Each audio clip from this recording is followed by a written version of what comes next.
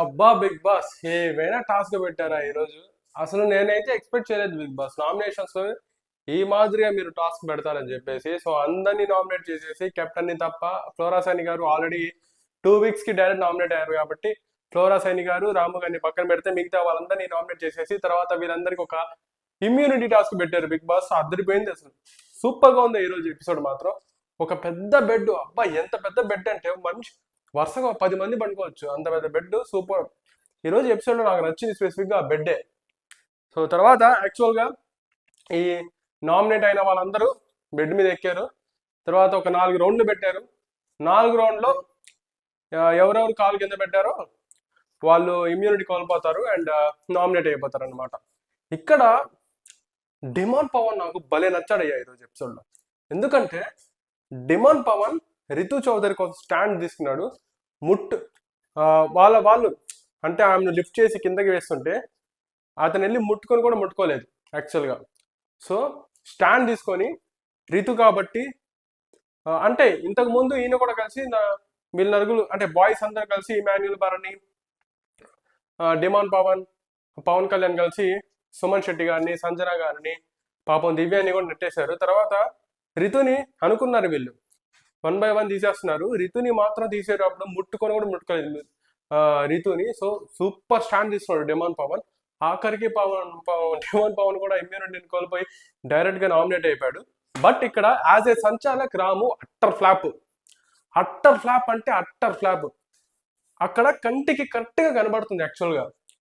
అక్కడ అక్కడ జరుగుతుంది కదా, డిమాండ్ పవన్ ని కింద వేయడానికి పవన్ కళ్యాణ్, భరణి గారు, ఇమాన్యుల్ నెడుతున్నారు వేసి. సో పవన్ కళ్యాణ్ కాదు, డిమాండ్ పవన్ చాలా టెరిఫిక్ గా ఆడాడు. వాళ్ళు ఎంత నెడుతున్నా కానీ ఆ పుష్ లో బాగా ఇన్వాల్వ్ అయ్యి కింద లెగ్ పెట్టుకోకుండా ఆల్మోస్ట్ ట్రై చేసి భరణి గారు పడిపోయారు. ఆ ఎఫెక్టివ్ లో డిమాండ్ పవన్ నెడుతున్న సమయంలో ఈ భరణి గారు ఫస్ట్ ఆయన కాలు తగిలిపోయింది కింద, తర్వాత డిమాండ్ పవన్ పడిపోయాడు. సో యాజ్ ఏ సంచాలక్ ఇక్కడ ఈయన రాము భరణి గారి వల్ల కెప్టెన్ అయ్యాడు, భరణి గారి సపోర్ట్ రాముకు ఉందని చెప్పేసి ఎంత అన్ఫేర్ డెసిషన్ తీసుకున్నాడంటే రాముకి రేపు వచ్చే సాటర్డే సండే షోలో చింతకాయ పచ్చడి చేస్తాను నాగార్జున గారి గ్యారంటీ.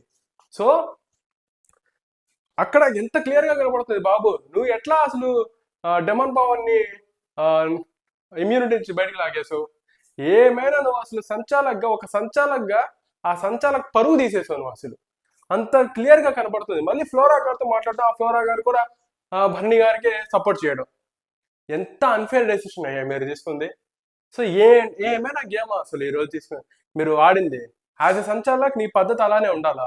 నువ్వు ఎంత గట్టిగా మానిటర్ చేయాలి, ఎంత స్టాండ్ తీసుకోవాలి. నువ్వు భరణి గారు నీకు సపోర్ట్ చేశారు, అది నువ్వు సంచాలక, లేకపోతే నీ ఇష్టం. అది నిన్ను బిగ్ బాస్ సంచాలక పెట్టారు అంటే ఆ సంచాలక్కి ఉన్న నీతి నిజాయితీని నువ్వు నిలబెట్టాలి. అది చేయకుండా భరణి గారిని ఇమ్యూనిటీ ఇచ్చేసి కష్టపడ్డాడు డిమాండ్ పవన్, అతన్ని లాగేసు. ఎంత తప్పయ్యా రాము. దీనికి మాత్రం నువ్వు రేపు సాటర్డే సండే ఎపిసోడ్లో గట్టిగా నాగార్జున గారి చేత చెప్పించుకోవాల్సి వస్తుంది. అండ్ ఆల్సో నెక్స్ట్ వీక్ నువ్వు నామినేషన్లోకి వస్తే నీకు ఓటింగ్ పర్సంటేజ్ మేబీ తగ్గే ఛాన్సెస్ ఉన్నాయి, ఎందుకంటే ఆడియన్స్ అంతా నీకు గేమ్ చూశారు కాబట్టి ఈరోజు. That's it. తర్వాత దివ్య గారు, పాపం దివ్యాని నెట్టేస్తుంటే అయ్యో పాపం అనిపించింది. ఇక్కడ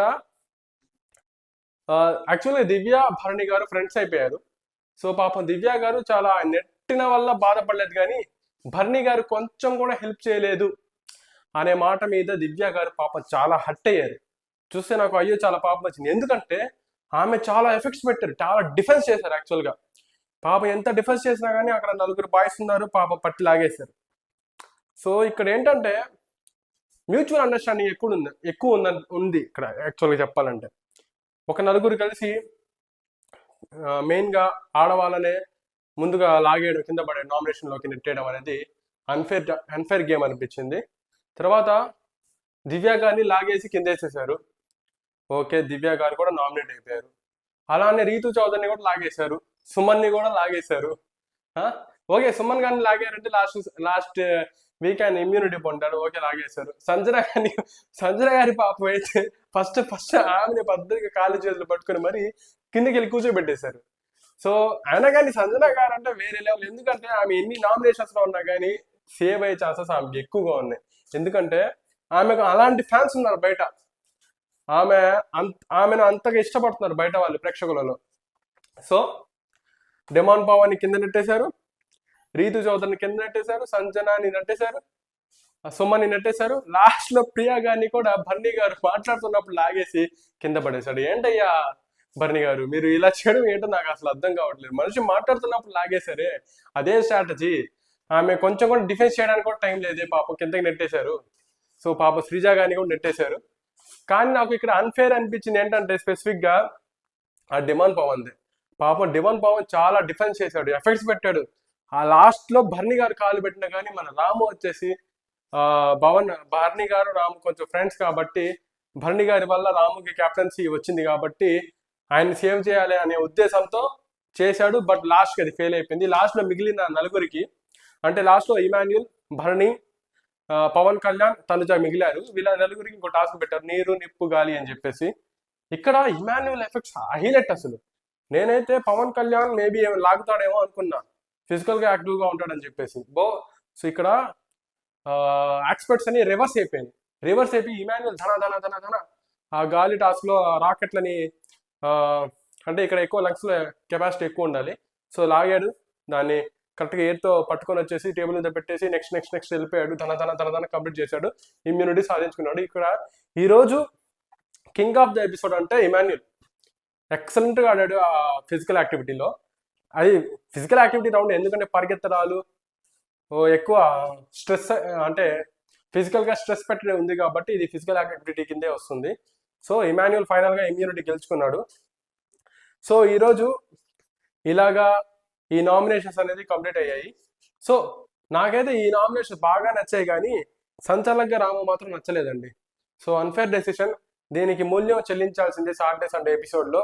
సో నాగార్జున గారు దీన్ని స్పెసిఫిక్గా క్లిప్ కూడా చూపిస్తారు, స్లో మోషన్లో చూపించి మరి చెప్పడం జరుగుతుంది. ఎందుకంటే స్లో మోషన్ పర్లేదు అసలు, యాక్చువల్గా మనకు బాగా కనబడింది. అయినా కానీ రాము గారు అన్ఫేర్ డెసిషన్ అనేది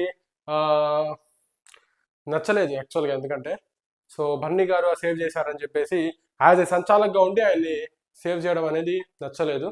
సో దాట్స్ ఇట్ ఈరోజు ఎపిసోడ్కి. అండ్ ఈసారి ఇద్దరు ఇమాన్యుల్, కెప్టెన్ రాము వీళ్ళిద్దరు తప్ప అందరూ నామినేషన్స్లో ఉన్నారు. ఈసారి నామినేషన్స్లో అందరూ ఉన్నారు కాబట్టి ఓట్ పర్సంటేజ్ చాలా వేరీ అవుతుంది. ఎందుకంటే ప్రేక్షకులకు ఫేవరెట్ పర్సన్స్ చాలా మంది ఉన్నారు ఇక్కడ ఇప్పుడు నామినేషన్స్లో ఉన్నవారు. సో ఓట్స్ అనేది చాలా వేరీ అయ్యే ఛాన్సెస్ ఉన్నాయి. మేబీ ఈసారి కూడా కామనర్స్కి దెబ్బ తగిలే అవకాశం ఉంది అని నేను అనుకుంటున్నాను ఎస్పెషల్లీ. ఎందుకంటే సంజన గారు కాదు, ఫ్లోరా గారు, సుమన్ గారు ఆల్రెడీ నామినేషన్స్ ఫేస్ చేసి సేవ్ అయిన వాళ్ళే. సో ఫ్లోరా గారు డైరెక్ట్ 2 వీక్స్ నామినేట్ అయినా కానీ ఈ వీక్ మాత్రం సేవ్ అవుతారని నేను నా వ్యూ ఆఫ్ పర్స్పెక్టివ్ లో నాకు అనిపిస్తుంది ఎస్పెషల్లీ. అండ్ ఆల్సో ఈ నామినేషన్స్ లో కూడా ఎస్పెషల్లీ కామనర్స్ నుంచి మళ్ళీ ఎలిమినేషన్ ఉండొచ్చు. ఈసారి డబుల్ ఎలిమినేషన్ ఉండే ఛాన్సెస్ ఉన్నాయి. ఎందుకంటే మనం 5th వీక్ లో ఉన్నాం. ఈ 5th వీక్ లో వైల్డ్ కార్డ్ ఎంట్రీస్ ఉన్నాయండి. ఆ దృష్టిలో పెట్టుకొని కూడా ఈ రోజు జరిగిన ఈ నామినేషన్ టాస్క్ కూడా దాన్ని బేస్ చేసుకొని ఎక్కువ మంది నామినేషన్స్ లో పార్టిసిపేట్ చెయ్యాలి అనే ఉద్దేశంతో స్పెసిఫిక్ గా దీన్ని ఏరి కోరి పెట్టారు అని చూస్తుంటేనే అర్థమైపోతుంది. సో గట్టిగా ఈ వీక్ లోనే నెక్స్ట్ సాటర్డే సండే అయినా నెక్స్ట్ వీక్ లోకైనా వైల్డ్ కార్డ్ ఎంట్రీస్ ని లోపల హౌస్ లోకి నెట్టేస్తారు. ఇంకా ఫైర్ మొత్తం రెగ్యులేటర్ చేస్తారు అని అనిపిస్తుంది. That's it. నా ఛానల్ని సబ్స్క్రైబ్ చేయండి, లైక్ చేయండి. బాయ్.